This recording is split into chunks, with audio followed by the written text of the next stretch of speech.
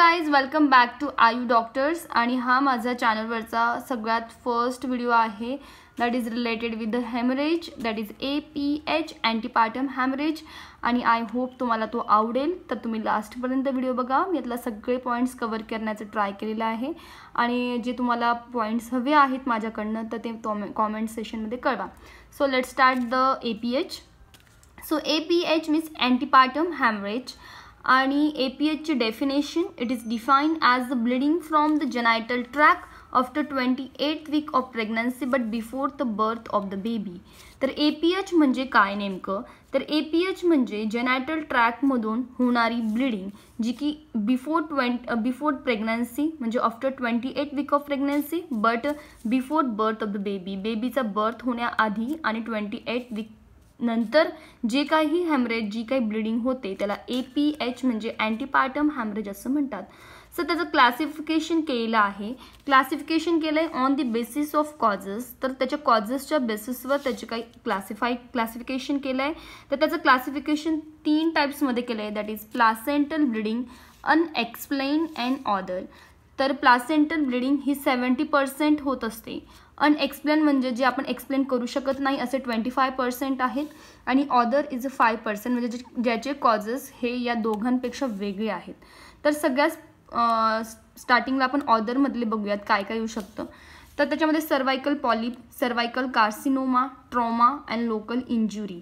Cervical polyps means like a tumour असू शकतो, cancer असू शकतो किंवा काही ट्रॉमा झाला असेल ते आणि तिथली काही लोकल इंजुरी याच्यामुळे ब्लिडिंग होणं.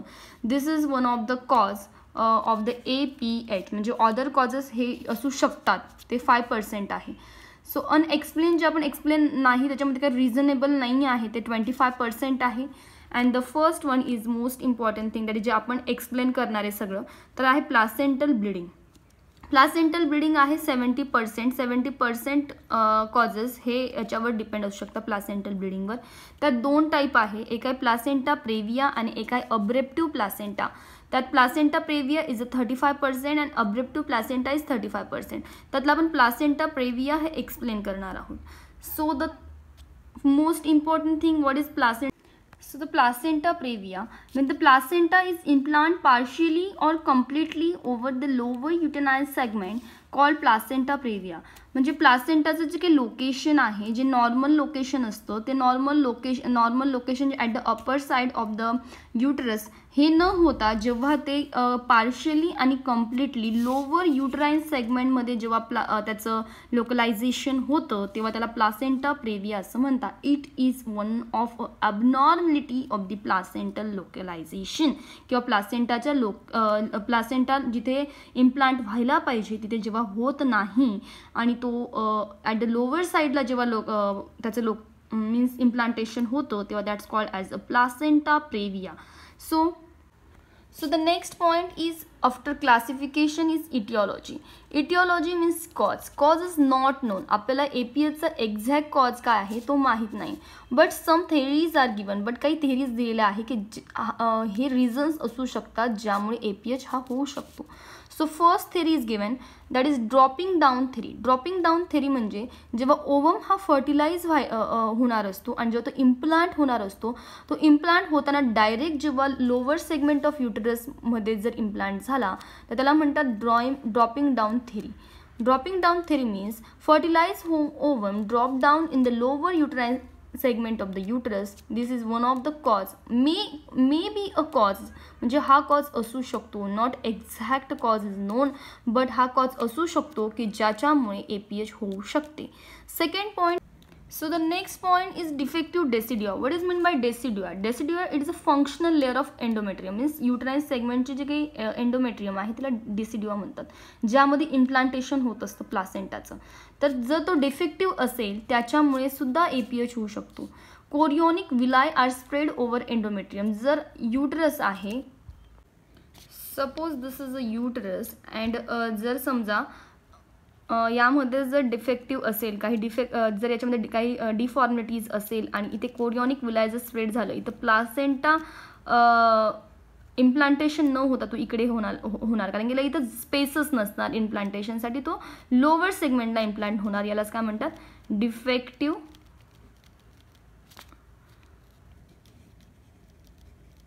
deciduum. So chorionic villi are spread over the endometrium. So fetus has no space for placentation. So the placenta implant at lower segment. जर आता प्लासेंटाला इम्प्लांट होण्यासाठी स्पेस नाही आहे कारण की कोरियोनिक विलाय हा स्प्रेड झालेला आहे डेसिडिओमध्ये मीन्स एंडोमेट्रियममध्ये, तेव्हा फिटस कुठे इम्प्लांट होणार आहे? Obviously at the lower segment. So these are the two theories are given.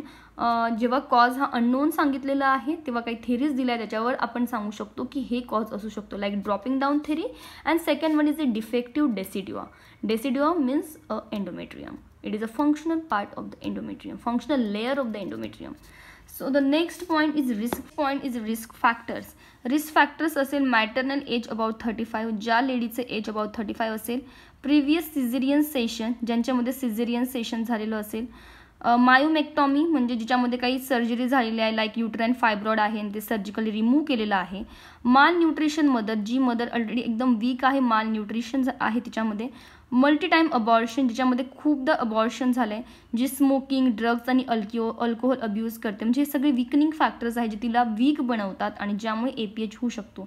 जिचं 35च्या above age आहे, जिच्यात सिझेरियन सेशन झाले ऑलरेडी, जिच्यात मायोमेक्टॉमी झाली, मायोमेक्टॉमी म्हणजे युट्राइन फायब्रॉइड असेल आणि तो रिमूव्ह केलेला असेल, माल न्यूट्रिशन मदर आहे, multi time abortion, smoking drugs alcohol, these are the risk factor ज्याच्यामध्ये काय होऊ शकते की APH होऊ शकते, मीन्स हॅमरेज होऊ शकते.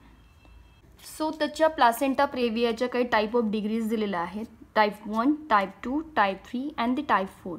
So the type 1 is low lying. तर मी एक एक्सप्लेनेशन कसं दिलं आहे बघा. तर it's not a real diagram but I just want to explain what is actually a low lying. So the first one is the type 1, that is major part of the placenta attached at the upper segment and the some part extended at lower segment but not reach up to internal os. Suppose this one is internal os and suppose हे असं नाही आहे but just तुम्हाला explain व्हावं त्यासाठी मी अशी diagram काढली आहे. सो ह्या इंटरनल ऑस आहे सपोज आणि त्याच्यातला जो प्लासेंटाचा युटराइन सेगमेंटमध्ये मेजर पार्ट जो आहे अप्पर सेगमेंटला आहे आणि काहीच पार्ट हा लोअर सेगमेंटला एक्सटेंड झाला आहे, त्याला म्हणतात low lining or the type 1 type of the placenta previa. So the second type is a marginal, ज्याच्यामध्ये दिलं आहे की placenta reach up to the margin of os but not cover it. याच्यामध्ये हा रीच झालेला असतो पण त्याला कवर झालेला नसतो, that's called type 2 marginal placenta previa. So the third type is incomplete or partial. Incomplete or partial means placenta cover internal os partially. जेव्हा placenta जो आहे हा इंटरनल ऑसला पार्शियली कवर असतो, that's called as incomplete type. So the type 4 is a central or complete. Placenta completely cover internal os is called as the complete type of placental previa. ह्या 4 झाल्या type of degrees, type 1, type 2, type 3 and the type 4. So the next point is clinical features. त्याच्यामध्ये काय काय symptoms असू शकतात जेव्हा APH असेल तेव्हा काय काय सिम्पटम्स मीन्स क्लिनिकल फीचर्स असू शकतात. तर व्हजायनल ब्लिडिंग. व्हजायनल ब्लिडिंग कशी असणार आहे? तर व्हजायनल ब्लिडिंग असणार आहे सडन, पेनलेस, कॉजलेस और रिकरंट. सडन म्हणजे ती ब्लिडिंगला काहीच एकदम अचानकच होणार, पेनलेस म्हणजे त्याला पेन जास्त नसणार आहे, कॉजलेस कॉज नाही, एक्झॅक्ट कॉज माहीत नाही आहे, रिकरंट मीन्स पुन्हा पुन्हा होणार. ब्लिडिंग कशी असणार आहे? त्याचा colour it's a bright red colour. Next one is the weakness and fatigue. हे झाले क्लिनिकल फीचर्स. त्याच्यामध्ये व्हजायनल ब्लिडिंग ही सडन, पेनलेस, कॉजलेस, रिकरंट, ब्लिडिंगचा कलर असणार आहे ब्राईट रेड आणि वीकनेस असू शकतो त्या लेडीला अँड फटीग खूप जास्त, कारण की खूप जास्त प्रमाणात ब्लिडिंग झाल्यामुळे वीकनेस आणि फटीग ही ऑब्व्हियस असणार आहे. So the next point is the diagnosis. Diagnose कसा करणार की हा APH आहे किंवा नाही? तर हिस्ट्री कलेक्शन करणार. हिस्ट्री कलेक्ट कशी करणार? By signs and symptoms. तुला किती ती लेडी जी येणार आहे आपल्याकडे तिच्यामध्ये काय काय सायन्स असणार आहे, काय काय सिम्पटम्स असणार आहे, ब्लिडिंग कशी आहे, कॉजलेस आहे, पेनलेस आहे, सडन आहे, रिकरंट आहे, कलर कसा आहे. On the basis of the science and symptoms आपण डायग्नोस करू शकतो की हा APH आहे किंवा नाही. So the next point is USG. Direct आपण सोनोग्राफी करणार, अल्ट्रासोनोग्राफी करणार की त्याच्यावरून आपण सांगू शकतो की हा APH आहे किंवा नाही.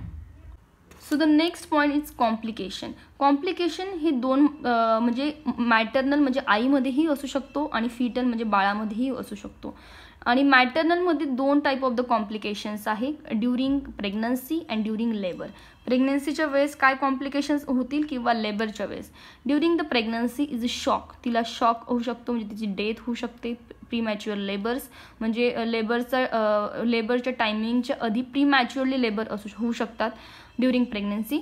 ड्युरिंग लेबरमध्ये PROM म्हणजे प्रीमॅच्युअर रप्चर ऑफ मेम्ब्रेन हे आधीच रप्चर होऊ शकते.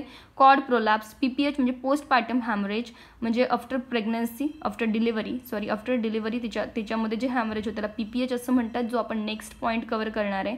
सेप्सिस म्हणजे काही इन्फेक्शन होऊ शकते. म्हणजे हे मॅटर्नल कॉम्प्लिकेशन्स होऊ शकतात during pregnancy and during labour.